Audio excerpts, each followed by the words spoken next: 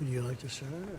Well, let me welcome you, Mr. President, to Scotland, and fantastic to be here at Turnberry with you. Thank you so much for showing us around and having this opportunity to sit in this fantastic ballroom, which is absolutely incredible, and to start talking about some of the issues that are most pressing in your country, in my country, and in particular, we've had the opportunity to talk about the situation in Gaza and the intolerable situation, including images of starvation. And I think both of us know that we have to get to that ceasefire and we have to increase humanitarian aid in. And thank you for what you've already been doing, are doing, and are committed to, because without you, this would not be capable of resolution.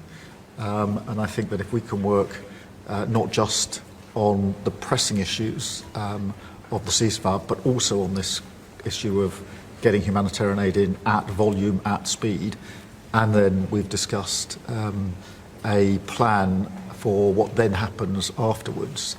I think we can do our very best to alleviate what is an awful situation at the moment. So it's fantastic to be here. Thank you for your hospitality and to see this amazing golf course.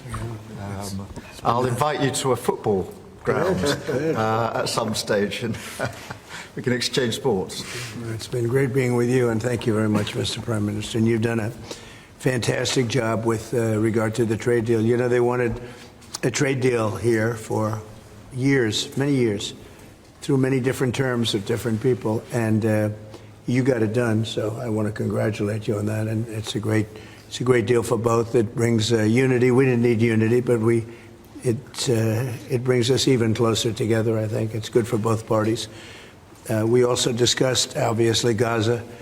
And I think before we get to phase two, which is, you know, what's going to happen afterwards, we want to get the children fed. So I'm speaking to Bibi Netanyahu, and we are coming up with various plans. We're going to say it's a very difficult situation. If they didn't have the hostages, things would go very quickly. But they do, and we know where they have them in some cases, and you don't want to go riding roughshod over that area because that means those hostages will be killed. Now, there are some people that would say, well, that's the price you pay, but we don't like to say that. We don't want to say that. So we've done a lot of good work. We've had great support from the Prime Minister anytime we needed help, anytime we needed any form of support. You've been there. We appreciate it very much. Absolutely. And we're going to continue onward. We do have to take care of the humanitarian needs on what they used to call the Gaza Strip. You don't hear that line too much anymore. You don't hear the Gaza Strip, but it is the Gaza Strip, and it's amazing that it's not being handled a little bit differently.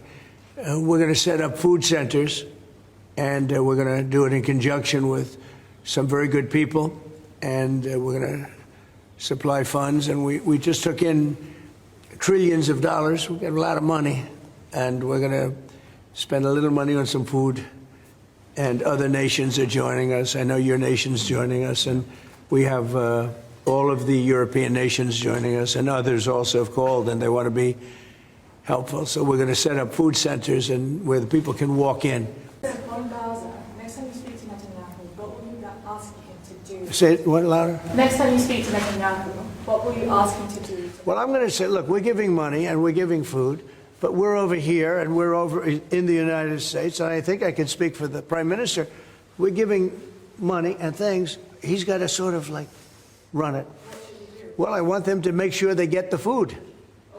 I want to make sure they get the food, every ounce of food. I think you want the same absolutely. thing. It's an absolute focus. Because that food isn't being delivered, Mr. President, or at least all of it. you said What pressure can be put on Israel? Is that something that you and the United States could work on together? Israel has a lot of responsibility. They're hampered by the fact that you still have 20 hostages or so. And the people of Israel are very concerned about the 20 hostages. It's very interesting. You could say they could be more concerned about retribution than the 20 hostages, but they really want the 20 hostages to survive. That's not good. That's not good. I would say, look, we need to get the hostages out. They've been held for a very, very long time, and we must always start from there. But also recognise the situation on the ground in Gaza is absolutely intolerable, and I think that certainly speaking for the British public and myself, seeing those images of starving children in particular are revolting, and there's a sense of revulsion in the British public at what they're seeing, and they know and we know that humanitarian aid needs to get in at speed, at volume.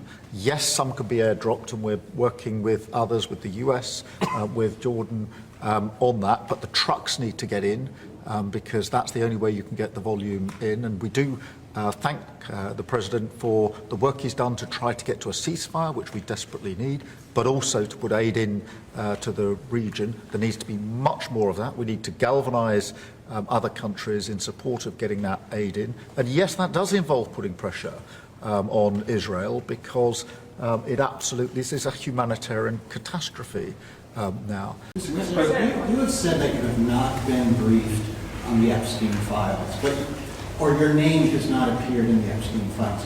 But doesn't the AG have to tell you if your name is... Well, I haven't been overly interested in it. You know, it's a hoax that's been built up way beyond proportion. I can say this: those files were run by the worst scum on earth. They were run by Comey. They were run by Garland. They were run by Biden and all of the people that actually ran the government, including the auto pen. Those files were run for 4 years by those people. If they had anything, I assume they would have released it. The whole thing is a hoax. They ran the files. I was running against somebody that ran the files. If they had something, they would have released. Now, they can easily put something in the files that's a phony, but think of it. Those files were run by these people. They were run by my enemy. If there was anything in there, they would have used them for the election. Yeah. Do you think that drawing, I think I heard you say something the other day, that the drawing that was the subject of the Wall Street Journal report. I don't do drawings. I'm not a drawing person. Do you think it was fraudulent? I don't do drawings. Sometimes people say, would you draw a building? And I'll draw 4 lines and a little roof, you know, for a charity stuff. But I'm not a drawing person. I don't do drawings of women, that I can tell you. They say there's a drawing of a woman, and I don't do drawings of women. And also, you know, Epstein was always a very controversial guy. I was at a very high position, you know, pretty much all my life. In all fairness, I've been doing this for a long time. I had the top show on television. I had the #1 bestsellers. I had everything, right? And I was a very successful business guy. He was a very controversial. Who would do a controversial drawing? Now, with that being said, they say there were many letters done by many people, and in many big people, you know, big successful people. But I just don't. When you talk about files, I just keep going back, and other people too. Even the enemy says this thing is not correct, because if we had it, we would have used it on the guy. As far as the time you threw him out of Mar-a-Lago, can you settle that? What was it about? What caused the breach with him? That's such old history. Very easy to explain, but I don't want to waste your time by explaining it. But for years, I wouldn't talk to Jeffrey Epstein. I wouldn't talk because he did something that was inappropriate. He hired help, and I said, don't ever do that again. He stole people that worked for me. I said, don't ever do that again. He did it again, and I threw him out of the place, persona non grata. I threw him out, and that was it. I'm glad I did, if you want to know the truth. And by the way, I never went to the island, and Bill Clinton went there supposedly 28 times. I never went to the island, but Larry Summers, I hear, went there. He was the head of Harvard. And many other people that are very big people. Nobody ever talks about them. I never had the privilege of going to his island. And I did turn it down, but a lot of people in Palm Beach were invited to his island. In one of my very good moments, I turned it down. I didn't want to go to his island. Yeah.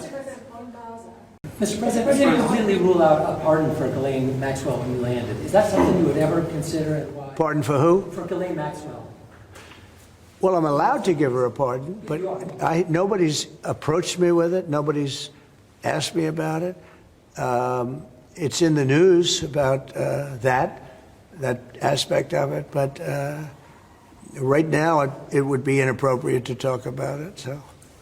Mr. President, you're